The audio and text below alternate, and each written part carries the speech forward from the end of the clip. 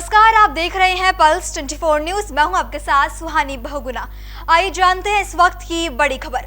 निर्दलीय प्रत्याशी हर्ष अजमेरा ने हाल ही में एक महत्वपूर्ण प्रेस वार्ता का आयोजन किया, जिसमें उन्होंने चुनाव में आने वाली चुनौतियों, संघर्ष और जनता के प्रति अपनी प्रतिबद्धता पर विस्तृत चर्चा की। हर्ष अजमेरा ने अपने संबोधन में कहा, मैं न पहले झुका हूं और न कभी भविष्य में झुकूंगा। उन्होंने बताया कि उनके खिलाफ चाहे जितनी भी षड्यंत्र हों, वो अपनी दृढ़ता के साथ इस चुनाव में बने रहेंगे। उनका चुनाव में खड़ा होना केवल उनकी व्यक्तिगत इच्छा नहीं, बल्कि हजारीबाग की जनता की भावना और समर्थन का प्रतीक है। प्रेस वार्ता के दौरान हर्ष ने उन प्रयासों का जिक्र किया जो उन्हें चुनाव से बाहर करने के लिए किए जा रहे हैं। उन्होंने कहा, कुछ लोग मुझे बैठाने के लिए तरह तरह के उपाय कर रहे हैं। मेरे खिलाफ दुष्प्रचार किया जा रहा है। ये कहा जा रहा है कि मैं किसी से सेटिंग करके चुनाव लड़ रहा हूं। मैं इन सभी आरोपों को खारिज करता हूं। मीडिया प्रतिनिधियों से बात करते हुए हर्ष अजमेरा ने अपनी स्थिति स्पष्ट की और जनता से अपील की कि वो उनके साथ खड़े रहें।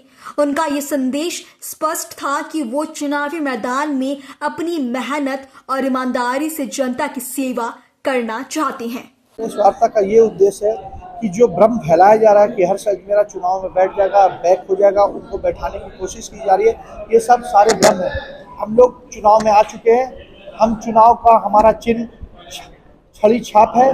23 नंबर क्रंच संख्या हमारा हर्ष अजमेरा का संख्या है और हम लोग दल बल से और पूरी जो ताकत के साथ ये चुनाव लड़ेंगे और ये चुनाव जीतने का काम करेंगे। जो भी अफवाहें हमारे बारे में फैलाई जा रही है, उसे कृपा कर इग्नोर करें।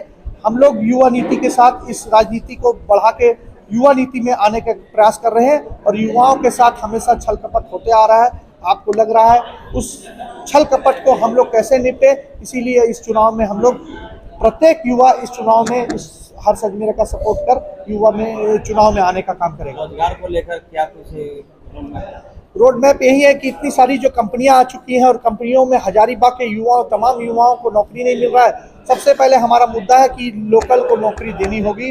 लोकल स्थानीय को आप नौकरी दें, चाहे उस जिस पद में उसका स्पेसिफिकेशन आप चाहते हैं उनको दें। अगर 4 लाख यहाँ नौकरी है तो 45 से 50% लोकल लोगों को नौकरी मिले, 50% आप बाहरी रखें, हमें उससे आपत्ति नहीं, पर एक स्पेसिफिकेशन आपको तय करना होगा। इस तय के साथ उस तय के साथ हम लोग इस कदम से आगे बढ़ने का काम करेंगे। ये थी इस वक्त की बड़ी खबर। ऐसी तमाम खबरों के लिए देखते रहें पल्स 24 न्यूज।